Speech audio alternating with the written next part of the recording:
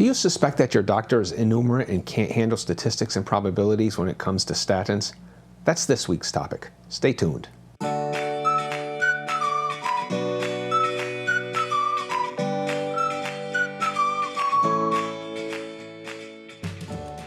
I was talking to a family friend recently who is a doctor, and he told me about this book that he had read called Innumeracy. It's actually one that I've owned for quite some time by John Allen Paulos. And it's a popularization of a problem in the United States, probably around the world, and that is innumeracy, which is kind of analogous to illiteracy. And whereas very few doctors are illiterate, I suspect that doctors are no different than the general population when it comes to not being good with numbers or being innumerate. This came up with a close relative in my lifetime who was undergoing a procedure in which they were going to have something done on their left side and something done on their right side. And it was kind of a high-risk procedure in the sense that there was a 1 in 7 chance of it failing. It would leave the patient no worse off than before, so in that sense it wasn't really all that risky. Faced with these odds, a patient, to relieve their condition, may actually say, I'll take that 1 in 7 chance. The procedures were going to be done on different weeks, and the probability of both of them failing was about 1 in 49.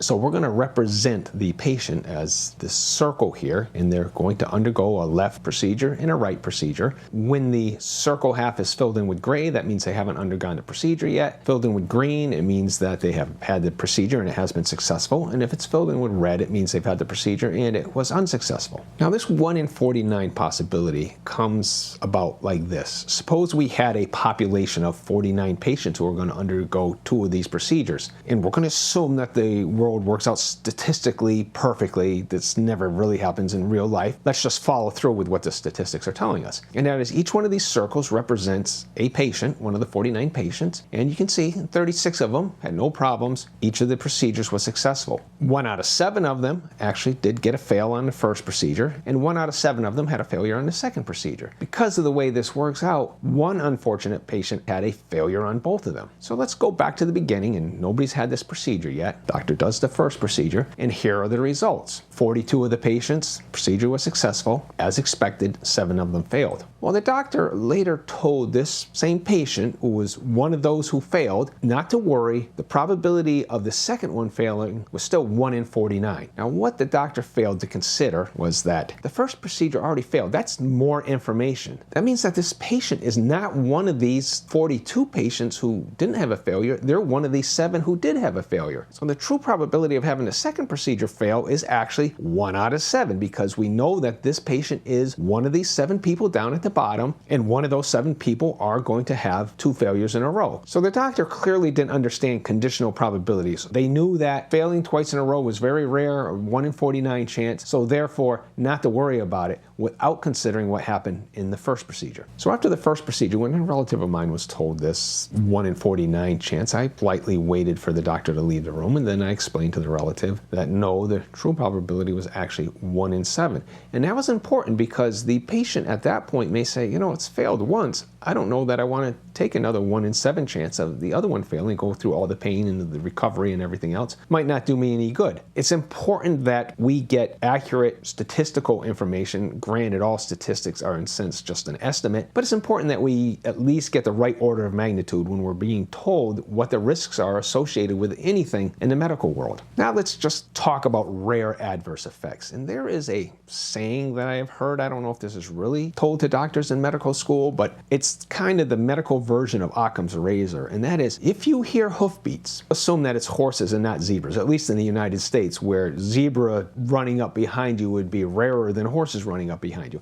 And what this means is, instead of looking for exotic explanations, kind of a warning to new young doctors, look for the normal stuff first. I believe this is a legitimate approach as long as it's not carried to the extreme, and we deny that it's zebras when we turn around and see that, oh goodness, it really is zebras. Now talking about statins, the issue is a statin adverse effect, or any adverse effect from any medication, but we're talking statins here, that occurs 1 in 10,000 patients in a year will still happen about 10,000 times in the United States alone. And I base this on on figures that said there were 93 million statin patients in the United States about 2 or 3 years ago, so I'm sure it's up to about 100. So if it occurs in 1 in 10,000 patients, there's still going to be 10,000 cases of it in the United States, and probably 20 times that maybe in the world. And something that is maybe less rare, 1 in 1,000, still means 100,000 cases, and a 1 in 100 chance still means there's going to be 1,000,000 cases. So this is what we need doctors to understand. Conditions may be rare, but they still occur. So now we're going to look at one of those rare conditions, and that's called rhabdomyolysis. It has to do with your muscles breaking down inside your body, and sometimes it is caused by statins, but that's not the only cause. So the base rate is about 1 in 15,000 people are diagnosed at some time with rhabdomyolysis. These are very approximate numbers because when a condition is this infrequent, it's very hard to pin it down. The rate is about 1 in 10,000 with patients, overall patients on statins are diagnosed with rhabdomyolysis.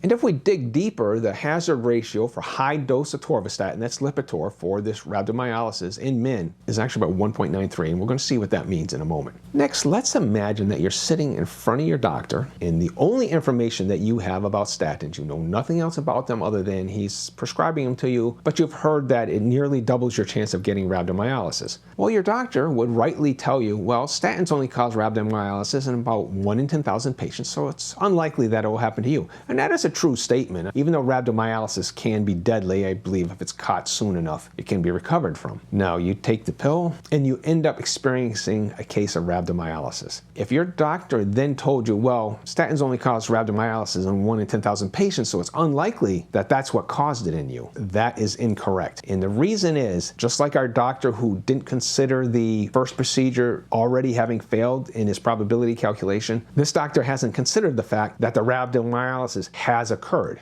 The point is that the relative rarity of the condition has no bearing on the probability that they were caused by statins when the patient taking the statin actually gets the condition. Throw out the other 9,999 people out of 10,000, this is one of those people who did get rhabdomyolysis. And what we want to know is, given that this rare condition has occurred, what is the probability that the statin has caused it? There's a formula we can use. Probability that statins induce the condition. Just take the hazard ratio, and we're going to show what that is in a moment, and subtract off the baseline ratio and then divide by the hazard ratio. I don't want to go into how this was derived, but you'll see how it works. So I'm talking about men in this high dose atorvastatin group so that we can use this 1.93 figure. So the probability that the statins induce the rhabdomyolysis is 1.93 minus 1 over 1.93, or 0.93 divided by 1.93, which comes out to about 48%. And intuitively that makes sense because this hazard ratio is telling us that the probability of getting rhabdomyolysis with statins is not quite double what it is from other causes in a person's life. It's about 48%. Makes sense in this context. There is a caveat here, and this assumes that none of the subjects in the randomized control trial, either the control group or the treated group, have rhabdomyolysis at the start. I'm not going to go into it here, but if those people haven't been excluded from the calculation, we're actually getting an artificially low hazard ratio, and it would be a bit higher. So let's talk about a more common condition.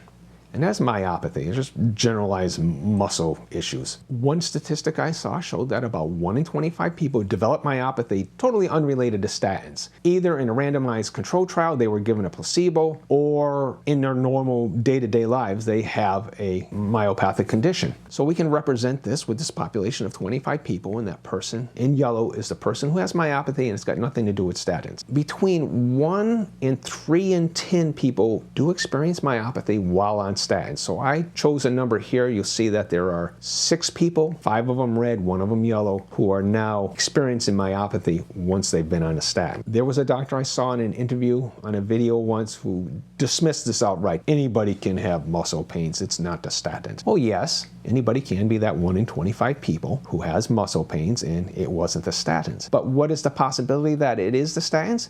Is it 3 in 10? Well, no, it's not 3 in 10 because we're only dealing with this group of 6 people, and those are the people who had myopathy after taking statins. Again, I'm going to look at the Lipitor group, high dose in men, and the hazard ratio for that was 6.68 in one of the studies. By using the probability equation that we used moments ago, that would put us at 5.68 divided by 6.68, or about an 85% chance that the statins actually caused the myopathy. So rather than it being a 1 in 4 chance that the statins caused the myopathy. It's actually a 5 out of 6 chance that the statins caused the myopathy. So this is where that doctor's argument falls apart, that anybody can have myopathy. That doctor just shouldn't be treating patients. I hope he isn't. I hope he's just a researcher who's trying to defend statins.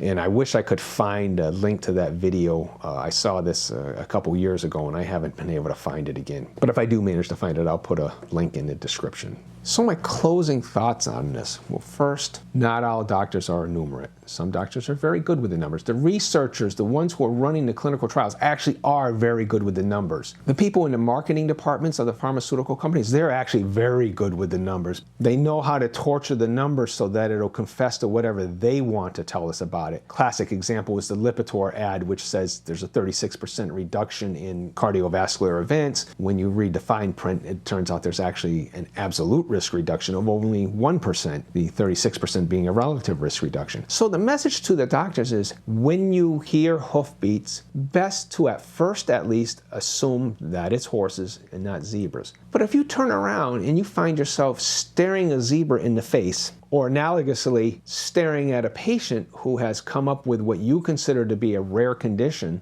you've got to deal with the zebra. It's no longer a horse. So that's what I've got on this topic. If you appreciate this content, please like, share, subscribe, and comment on this topic or others you'd like me to cover. And if you haven't seen this video, I recommend you take a look at it now. Thanks for listening.